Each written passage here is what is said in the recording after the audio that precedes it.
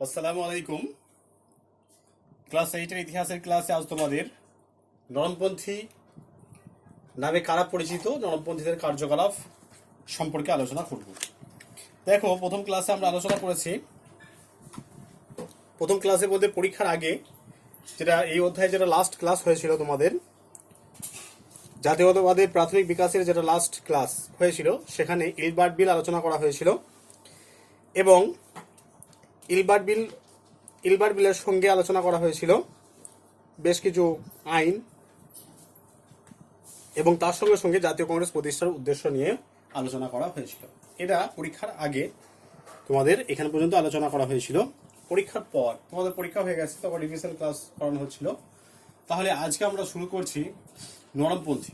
দেখো, নরমপন্থী জাতীয় কংগ্রেসের যারা প্রথম পর্যায়ের নেতা, তাহলে জাতীয় কংগ্রেসের যারা প্রথম পর্যায়ের নেতা বলতে এখানে 1885, তাহলে 1850 খ্রিস্টাব্দে বোম্বাইয়ের গোকুলদাস তেজপাল সংস্কৃত কলেজে জাতীয় কংগ্রেস প্রতিষ্ঠিত হয়েছিল 72 জন সদস্য নিয়ে। এগুলো আমরা আগে আলোচনা করেছি। তাহলে 1885 থেকে 1905, 1885 থেকে 1905 এই সময়কালের যারা জাতীয় কংগ্রেসের নেতা ছিলেন, তাহলে 1885 থেকে 1905 কত বছর হচ্ছে দেখো, 20 বছর।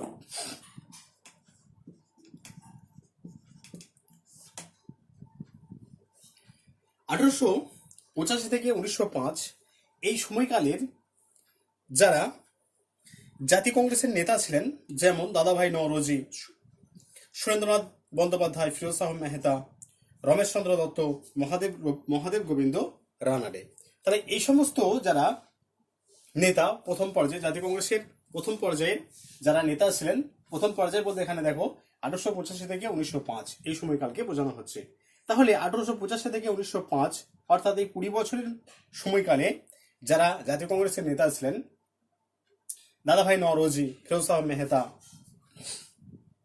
বদরুদ্দিন তয়েবজি, রমেশচন্দ্র দত্ত, মহাদেব গোবিন্দ রানাডে, এই সমস্ত, সুরেন্দ্রনাথ বন্দ্যোপাধ্যায়, এই সমস্ত যারা নেতা, তারা ব্রিটিশ সরকারের সততা এবং ন্যায় বিচারের প্রতি তারা আস্থাশীল ছিলেন। তাহলে ব্রিটিশ সরকারের সততা এবং ন্যায় বিচারের তারা আস্থাশীল ছিলেন এবং তারা সক্রিয় আন্দোলনের পথ পরিহার করে। তাহলে এই কারণের জন্য, কোন কারণ, দেখো দুটো কারণের কথা এখানে বলা হচ্ছে। একটা হচ্ছে যে ব্রিটিশ সরকারের সততা এবং ন্যায় বিচার, ব্রিটিশ সরকারের সততা এবং ন্যায় বিচার এর প্রতি আস্থাশীল ছিল কারা? মহাদেব গোবিন্দ রানাডে, সুরেন্দ্রনাথ বন্দ্যোপাধ্যায়, ফিরোজ শাহ মেহতা, এই সমস্ত নেতারা, এই সমস্ত জাতীয় কংগ্রেসের প্রথম সারির নেতারা, তারা ব্রিটিশ সরকারের সততা এবং ন্যায় বিচারের প্রতি আস্থাশীল ছিলেন এবং এই কারণের জন্য তারা সক্রিয় আন্দোলনের পরিবর্তে আবেদন নিবেদনের মাধ্যমে তারা দাবি আদায়ের চেষ্টা করেছিলেন। তাহলে এই জন্য এই পর্বের নেতাদের বলা হয় নরমপন্থী বা মডারেট। নরমপন্থী বা মডারেট।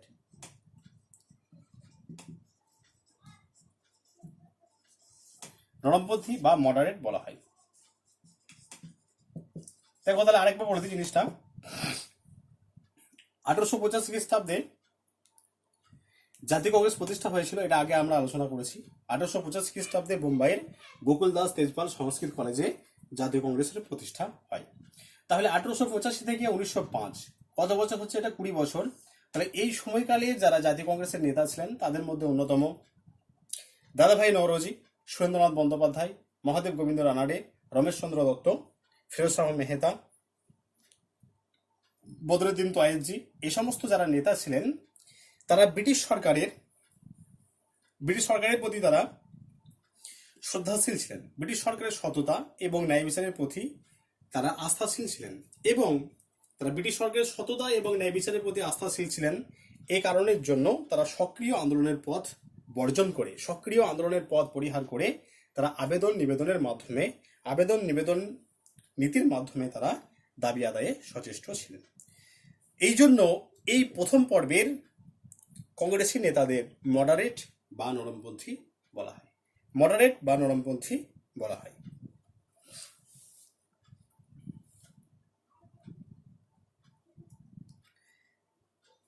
দেখো, এই প্রথম পর্যায়ে যারা জাতীয় কংগ্রেসের নেতা ছিলেন, যাদেরকে আমরা নরমপন্থী বলছি, তারা থ্রি ফিজের ওপর বিশ্বাসী ছিলেন। থ্রি ফিজ পলিসি, থ্রি ফিজ পলিসির উপর তারা বিশ্বাসী ছিলেন। তারা থ্রি ফিজ কি? একটা হচ্ছে প্রে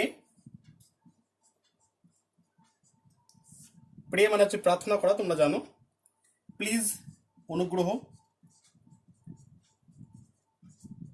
আর হচ্ছে প্রোটেস্ট।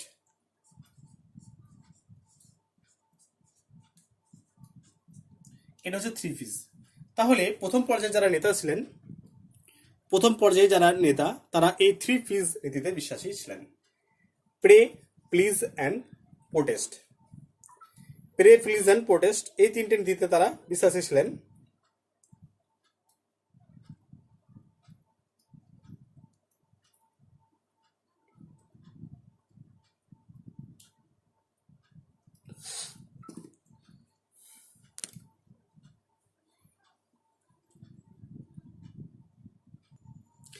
এরপর আমরা এই নরমপন্থীদের কার্যকলাপ সম্পর্কে আমরা আলোচনা করব।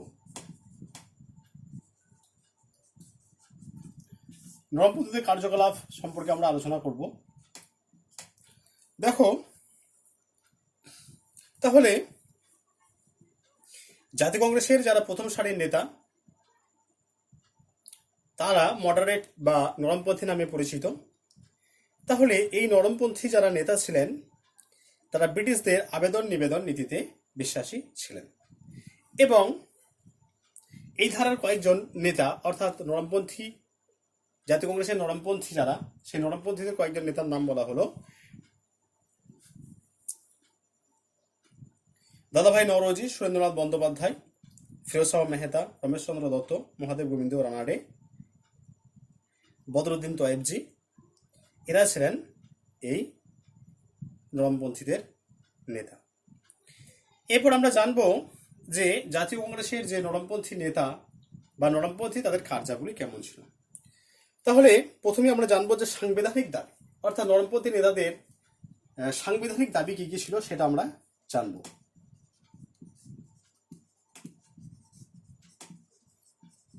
দেখো, নরমপন্থী যারা নেতা ছিলেন, তারা কিন্তু এরা আবেদন নিবেদন নীতিতে বিশ্বাসী ছিলেন। কেন আবেদন নিবেদন নীতিতে তারা বিশ্বাসী ছিলেন? না, যেহেতু তারা ব্রিটিশদের সততার উপর আস্থাশীল ছিলেন, সততা এবং ন্যায় বিচারের প্রতি তারা আস্থাশীল ছিলেন, তাই তারা আবেদন নিবেদন নীতির মাধ্যমে তাদের দাবি দেওয়া আদায়ের পক্ষপাতী ছিলেন।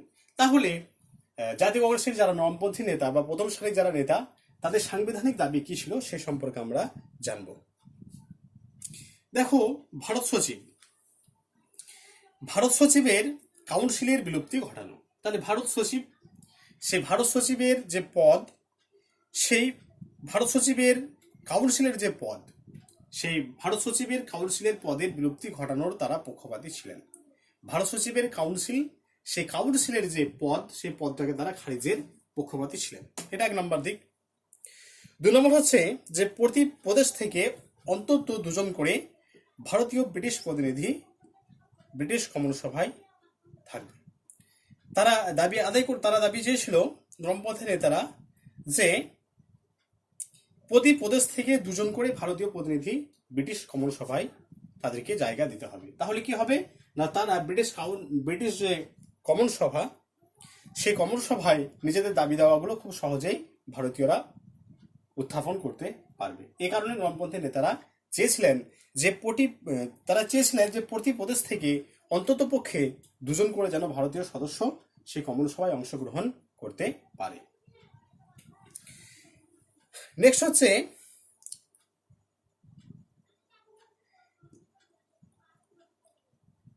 বাৎসরিক ব্যয় বরাদ্দ প্রাদেশিক আইন পরিষদে পেশ করা। তাহলে বছরে তাদের কত টাকা খরচ খরচা হচ্ছে, যেটাকে আমরা বলি বাজেট পেশ। সেই বাজেট পেশ প্রতি বছরই কিন্তু জানাতে হবে যে তাদের বাৎসরিক বাজেট কত হলো, এটা জানাতে হবে। আর সর্বোপরি সেটা হচ্ছে বাজেট নিয়ে বিতর্ক করা। ধরো, বাজেট পেজ দেখবে যখন হয়, তখন এরকম একটা বৃত্ত আকারে থাকে, তোমাদের শিক্ষা খাতে কত, স্বাস্থ্য খাতে কত, পরিবহন খাতে কত, সামরিক খাতে কত, এরকম থাকে। তাহলে ধরো এরকম একটা এটা এই বৃত্তর মাধ্যমে দেখানো হয় বাজেট পেশ। তাহলে বলছে যে ধরো শিক্ষা খাতে যদি 10% ব্যয় করা হয়, উদাহরণ হিসেবে আমরা বলছি, তাহলে ভারতীয়রা সেখানে বলতে পারবে যে শিক্ষা খাতে কেন 10% ব্যয় করা হলো, কেন সেখানে 15% বা 20% ব্যয় করা হলো না।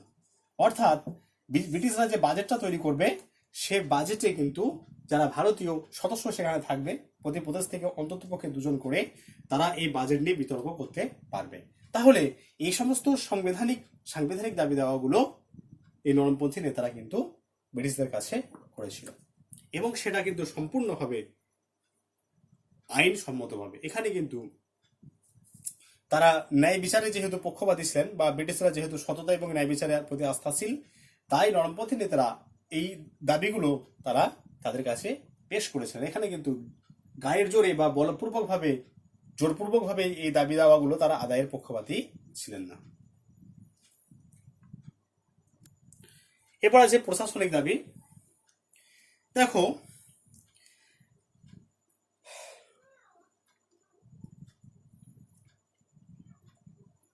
নরমপন্থী নেতারা ব্রিটিশদের যে প্রশাসন, সেই প্রশাসনের ভারতীয়করণের উপর জোর দিয়েছিল। তাহলে ব্রিটিশদের যে প্রশাসন, সেই প্রশাসনে যাতে ভারতীয়করণ করা হয়, তার উপর জাতীয় কংগ্রেসের নরমপন্থী নেতারা জোর দিয়েছিলেন।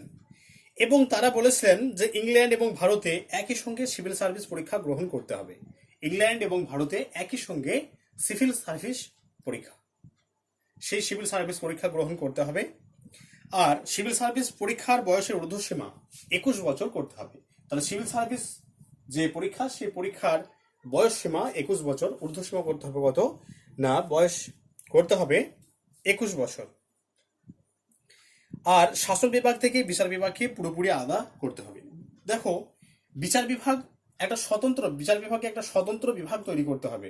স্বতন্ত্র বিভাগের মর্যাদা দিতে হবে কেন, আইন বিভাগ, বিচার বিভাগ এবং শাসন বিভাগ, তারা 3টে বিভাগ, আইন বিভাগ, বিচার বিভাগ এবং শাসন বিভাগ, এই 3টি বিভাগ যদি একই জায়গায় থাকে, একই সঙ্গে থাকে, তাহলে বিচার বিভাগের যে কাজ, সেই কাজে বিঘ্ন ঘটবে। এই কারণে আইন বিভাগ এবং শাসন বিভাগ থেকে পুরোপুরিভাবে বিচার বিভাগকে পৃথক করতে হবে। যেটা মন্তেস্কু দেখিয়েছিলেন, মন্তেস্কু বলেছিলেন ক্ষমতা স্বতন্ত্রীকরণ নীতি, যেটা তোমরা ক্লাস 7-এ যেটা পড়েছিলে। তাহলে ভারতীয়রা দাবি করেছিলেন, ভারতীয় যারা নরমপন্থী নেতা, তাদের এটা দাবি ছিল যে আইন বিভাগ এবং শাসন বিভাগ থেকে বিচার বিভাগকে পুরোপুরিভাবে আলাদাভাবে তৈরি করতে হবে। পুরোপুরিভাবে বিচার বিভাগ যদি আলাদাভাবে তৈরি করা যায়, তাহলে বিচার বিভাগ সক্রিয়ভাবে সম্পূর্ণভাবে বিচার বিভাগ কাজটা করতে পারবে, সেখানে কিছু বাধার সৃষ্টি হবে না। আর যেটা সর্বোপরি ব্রিটিশদের যে প্রশাসন, সেই প্রশাসনে ভারতীয়দেরকে বেশি পরিমাণে নিযুক্ত করতে হবে। তাহলে কাজকর্ম পরিচালনা করার জন্য ব্রিটিশদের যে প্রশাসন, সেই প্রশাসনে কি করতে হবে, সেই প্রশাসনে ভারতীয়দেরকে বেশি করে নিযুক্ত করতে হবে।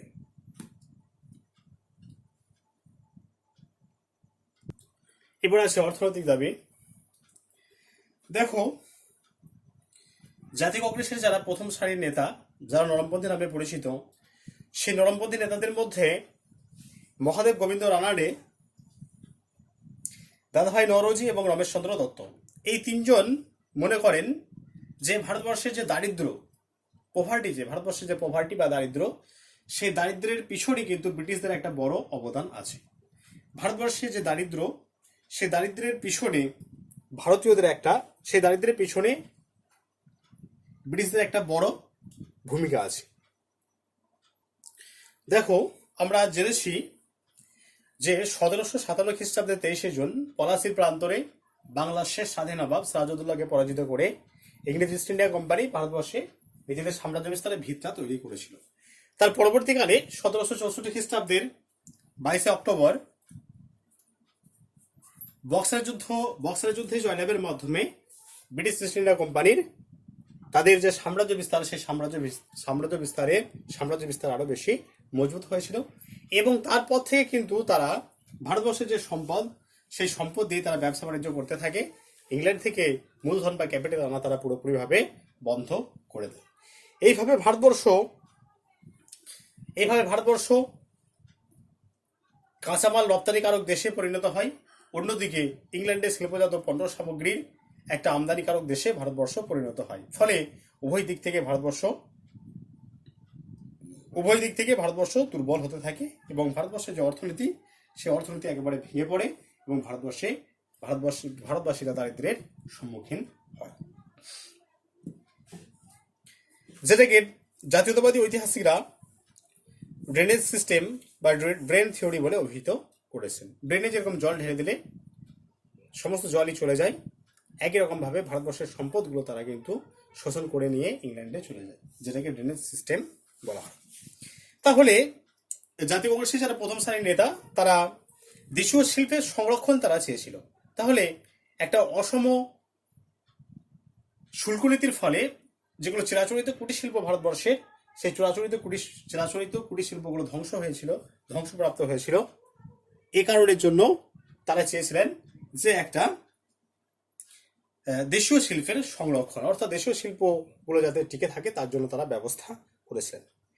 আবার আমরা অনেক সময় দেখেছি যে ভারতবর্ষ থেকে ইংল্যান্ডে যে সমস্ত জিনিসগুলো রপ্তানি হতো, ইংল্যান্ড কি করেছিল, সে রপ্তানিকারক দ্রব্যের ওপর তারা শুল্কটা প্রচুর পরিমাণে বাড়িয়ে দিয়েছিল। অথচ ইংল্যান্ড থেকে যে সমস্ত জিনিসগুলো ভারতবর্ষে আসতো, সে আমদানি শুল্ক তারা অনেকটা কমিয়ে দিয়েছিল। এর ফলে অসম শুল্ক নীতির ফলে কি হয়েছিল না, ভারতীয়রা ক্ষতিগ্রস্ত হয়েছিল। তাহলে প্রথম সারির যারা নেতা, তারা এই অসম শুল্ক নীতি তারা পরিহার করতে বলেছিলেন। আবার নরমপন্থী নেতারা ভূমিকর এবং আয়কর তারা হ্রাসের পক্ষপাতী ছিলেন। তাহলে এই সমস্ত দাবি দাওয়াগুলো তারা ব্রিটিশদের কাছে পেশ করেছিলেন।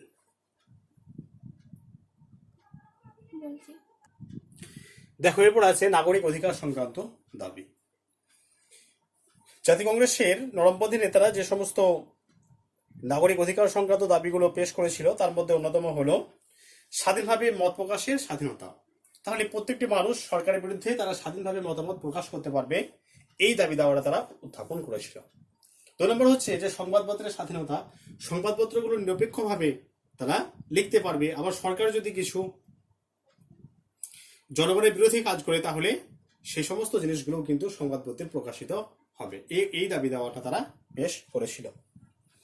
আবার দমনমূলক যে সমস্ত আইনগুলো ছিল, সেই দমনমূলক আইনগুলোকে প্রত্যাহার করা হয়েছিল। অস্ত্র আইন,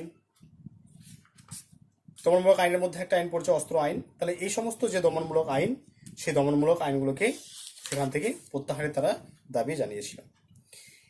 এর পাশাপাশি জাতীয় কংগ্রেসের যারা প্রথম শ্রেণীর নেতা ছিলেন, যারা অর্থাৎ যারা নরমপন্থী নেতা বা মডারেট, তারা তাদের কাছে দাবি করেছিলেন যে প্রাথমিক শিক্ষার বিকাশ, উচ্চ শিক্ষার বিকাশ, তার সাথে সাথে প্রাথমিক শিক্ষা, উচ্চশিক্ষার পাশাপাশি কারিগরি শিক্ষার বিকাশ যাতে ঘটে, তারও তারা ব্যবস্থা করেছিলেন বা দাবি দেওয়া তারা ব্রিটিশদের কাছে করেছিলেন। জনস্বাস্থ্য এবং চিকিৎসার ক্ষেত্রে যাতে উন্নত ব্যবস্থা গ্রহণ করা যায়, তার দিকেও তারা নজর দিয়েছিলেন। তাহলে জাতীয় কংগ্রেসের যারা নরমপন্থী নেতা, সেই নরমপন্থী নেতা বা জাতীয় কংগ্রেসের প্রথম পর্বের যারা নেতা, সেই প্রথম পর্বের নেতারা এই সমস্ত দাবি দাওয়াগুলো উত্থাপন করেছিলেন: সাংবিধানিক দাবি, প্রশাসনিক দাবি, অর্থনৈতিক দাবি এবং নাগরিক অধিকার সংক্রান্ত দাবি। তাহলে দেখো, নরমপন্থী নেতারা যে সমস্ত দাবি দাওয়াগুলো ব্রিটিশদের কাছে পেশ করেছিলেন, সেগুলো কিন্তু সবগুলোই আবেদন নিবেদন নীতির মাধ্যমে। জোরপূর্বক এই দাবিগুলো যে তাদেরকে দিতে হবে, এরকম কোনো ব্যবস্থা তারা অবলম্বন করেননি। তারা শুধুমাত্র আবেদন নিবেদন করেছিলেন ব্রিটিশদের কাছে যে আমাদের ভারতীয়দের এই দাবিগুলো মঞ্জুর করতে হবে। তাহলে এই কারণে পরবর্তীকালে আমরা যখন চরমপন্থী, নেক্সট ক্লাসে আমরা আলোচনা করব যে সংগ্রামশীল বা চরমপন্থার উদ্ভবের কারণগুলো কি কি, সেটা আমরা পরবর্তী ক্লাসে আলোচনা করব। তাহলে সেখানে আমরা দেখব যে অশ্বিনী কুমার দত্ত বলে একজন আছেন, তিনি এই যে আবেদন নিবেদন নীতি, নরমপন্থীদের যে আবেদন নিবেদন নীতি, সেটাকে ঠাট্টা করে 3 দিনের তামাশা বলে অভিহিত করেছিলেন। তাহলে আজকে এখানে পর্যন্ত তোমাদের আলোচনা করা হলো। একটা আজকে টপিক আলোচনা করা হলো, নরমপন্থী নামে কারা পরিচিত এবং নরমপন্থীদের কার্যকলাপ আলোচনা করো। পরীক্ষার পর এটা তোমাদের ক্লাস। পরীক্ষার আগে কিছুটা অংশ আলোচনা করা হয়েছিল। যদি কারো কিছু বুঝতে অসুবিধা হয়, অবশ্যই আমাকে তোমরা জানাবে। আর ক্লাসগুলো সবাই ভালো করে দেখবে। তোমাদের আবার সারপ্রাইজ টেস্ট পরীক্ষা আছে, নিশ্চয়ই তোমরা সিলেবাস পেয়ে গেছো। এই অধ্যায়টা তোমাদের পরীক্ষা হবে, অতএব ক্লাসগুলো ভালো করে দেখবে। কিছু বুঝতে অসুবিধা হলে অবশ্যই আমাকে জানাবে।